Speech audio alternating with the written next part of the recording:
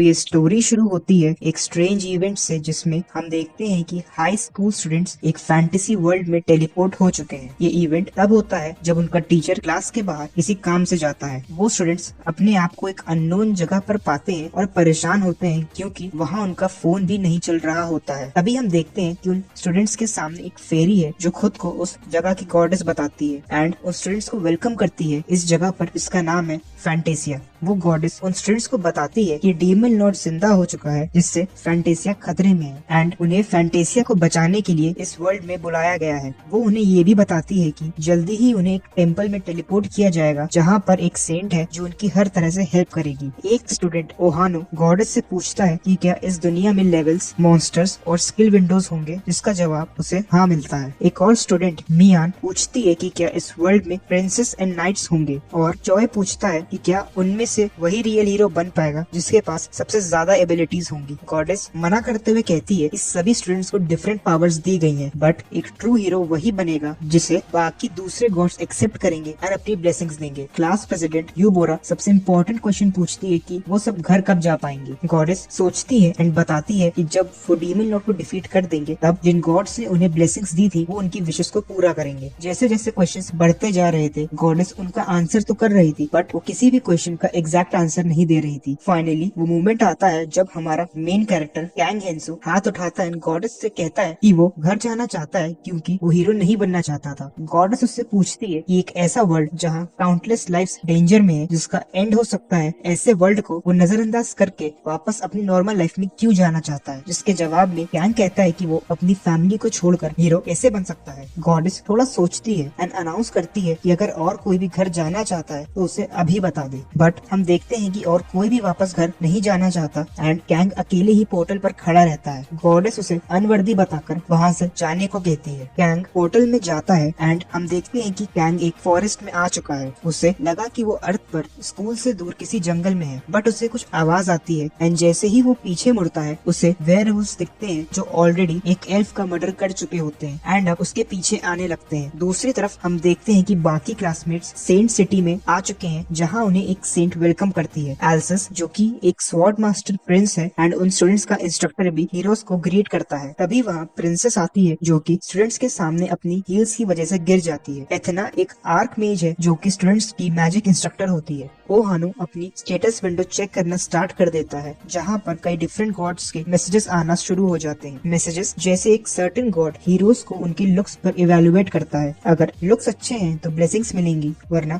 आगे बढ़ो। वैसे एक सर्टेन गॉड रैंकिंग सिस्टम के अगेंस्ट होता है। हम देखते हैं कि हर गॉड के स्टैंडर्ड्स डिफरेंट हैं बट सबका मोटिव डीमन लॉर्ड को डिफीट करना ही है। एक स्टूडेंट सेंट से पूछता है कि क्या होगा अगर कोई स्टूडेंट किसी भी गॉड की ब्लेसिंग ना ले पाए, जिसपे सेंट कहती है कि वो क्रैश की चिंता नहीं करती है एंड इस दुनिया को ऐसे लोगों की जरूरत नहीं है। इसी तरह इस न्यू वर्ल्ड में हीरोज का एडवेंचर स्टार्ट होता है। हम देखते हैं कि कैंग अभी भी मॉन्स्टर्स से भाग रहा होता है। तभी उसे स्टेटस विंडो शो होती है जिसमें पहले से ही एक कर्स होता है जो दो चीजें बताता है। पहली, वो सभी क्रीचर्स जो हीरो के एनिमी है उनकी लैंग्वेज ऑटोमेटिकली ट्रांसलेट हो जाएगी। सेकंड, हीरोज की सारी अचीवमेंट्स एंड एक्सपीरियंसेस जो वो हंटिंग से गेन करेगा उसे कम कर दिया जाएगा। हीरो समझ जाता है कि ऐसा उसके साथ गॉडेस ने किया है। हीरो कर्स को समझकर वेयरवुल्फ से बात करने का ट्राई करता है बट वो उसको सुनने में इंटरेस्टेड नहीं होते हैं। हीरो किसी की आवाज सुनता है जिसकी लैंग्वेज उसे समझ नहीं आती, बट तभी एक एरो उसके पैर पर लगता है। हम देखते हैं कि उससे एरो एल्फ ने मारा होता है एंड वहाँ एल्फ और वेयरवुल्फ में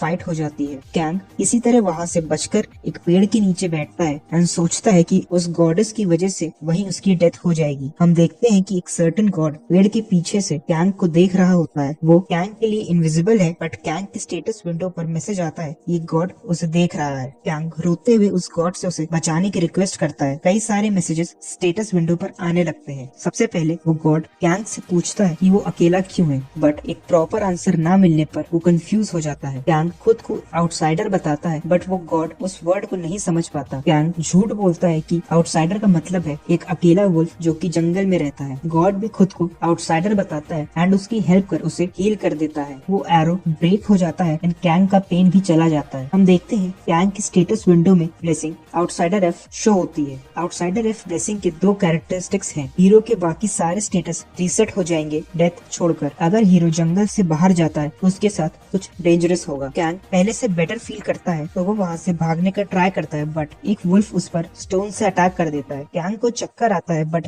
ब्लेसिंग की वजह से वो तुरंत ठीक होकर वहाँ से भागने लगता है। कैंग माउंटेन के एंड पर पहुँचता है एंड सोचता है कि ब्लेसिंग की वजह से जब तक वो डायरेक्ट हेड से नहीं मरेगा तब तक उसके सारे हेल्थ स्टेटस रीसेट हो जाएंगे एंड वो उस माउंटेन से जंप करने का डिसीजन लेता है। वो पीछे मुड़ता है एंड वुल्फ को एक ऑफर देता है कि जो भी वुल्फ उसे सबसे पहले पकड़ेगा वो उसे अपनी बॉडी के सबसे डिलीशियस पार्ट्स देगा। तभी सारे वुल्फ उसे पकड़ने के लिए उसकी तरफ भागते हैं एंड वो सब माउंटेन से नीचे गिर जाते हैं। हीरो इसका फायदा उठाते हुए उन वुल्फ के ऊपर आ जाता है एंड वो सब नीचे क्रैश करते हैं। इससे बड़ा एक्सप्लोजन होता है, बट हम देखते हैं कि हमारा हीरो सेफ है। गॉड उसके सर्वाइविंग स्किल्स से खुश होता है। सारे वुल्फ मर जाते हैं, बट उनमें से एक हीरो को मारने के लिए बढ़ता है एंड उसकी स्टेटस विंडो अपीयर होती है जिसपे level 3 blue moon butcher show होता है। इस लेवल की वजह से वो मॉन्स्टर गिरने के बाद भी बच जाता है। कैंग सोचता है कि इस दुनिया में वीडियो गेम की तरह और भी बहुत सारे पावरफुल ओपोनेंट्स हैं जिन्हें मारकर वो एक्सपीरियंस पॉइंट्स अर्न कर सकता है एंड वो एक स्टोन उठाकर उस वुल्फ का मर्डर कर देता है। हम देखते हैं कि टेम्पल में सेंट स्टूडेंट्स को लेवल अप करने के बारे में बता रही है। वो कहती है हीरोज या तो स्टेटस विंडो वाले मॉन्स्टर्स को किल करके लेवल अप कर सकते हैं या फिर गॉड्स की ब्लेसिंग से। स्टूडेंट्स उसकी बातों पे ध्यान नहीं देते हैं एंड सोचते हैं कि ऐसी पावर्स रिसीव करने के बाद वो इनविंसिबल हैं। सारी फीमेल स्टूडेंट्स ये सुनकर टेंस हो जाती हैं कि गॉड्स हमेशा हीरोज पर नजर रखते हैं चाहे वो शावर ही क्यों ना ले रहे हो। बट सेंट कहती है कि इसमें कुछ भी वल्गर नहीं है क्योंकि gods and humans different levels पे हैं। मियान इसे पॉजिटिवली देखती है जिससे गॉड्स खुश होकर उसे